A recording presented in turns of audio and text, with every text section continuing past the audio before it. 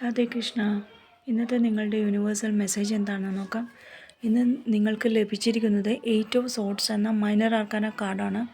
അതായത് നിങ്ങളിപ്പോൾ കുറച്ച് വിഷമത്തിലാണുള്ളത്.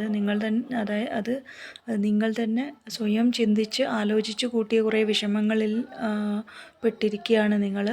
അപ്പോൾ അതുകൊണ്ട് സ്വയം അടിച്ചേൽപ്പിച്ച പരിമിതികളിൽ നിന്ന് നിങ്ങൾക്ക് മോചനം നേടേണ്ടതുണ്ട് എന്നും നെഗറ്റീവ് ചിന്തകളെയൊക്കെ ഒഴിവാക്കി ഒരു കുടുങ്ങിപ്പോയി എന്നുള്ള ഒരു മാനസികാവസ്ഥയിൽ നിന്ന് നിങ്ങൾ പുറത്തേക്ക് വരാനുണ്ടെന്നുമാണ് യൂണിവേഴ്സ് നിങ്ങളോട് പറയുന്നത്.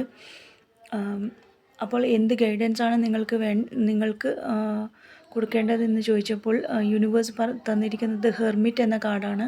ഹെർമിറ്റ് എന്ന മേജർ ആർക്കാന കാർഡാണ്.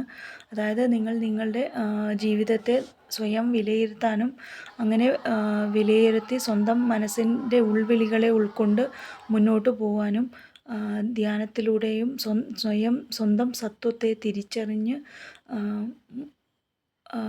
മുന്നോട്ട് അറിവുകൾ നേടി മുന്നോട്ട് പോവുകയാണെങ്കിൽ, യഥാർത്ഥ അറിവുകൾ നേടി മുന്നോട്ട് പോവുകയാണെങ്കിൽ നിങ്ങൾക്ക് സംതൃപ്തി കണ്ടെത്താൻ കഴിയുമെന്നാണ് യൂണിവേഴ്സ് പറയുന്നത്.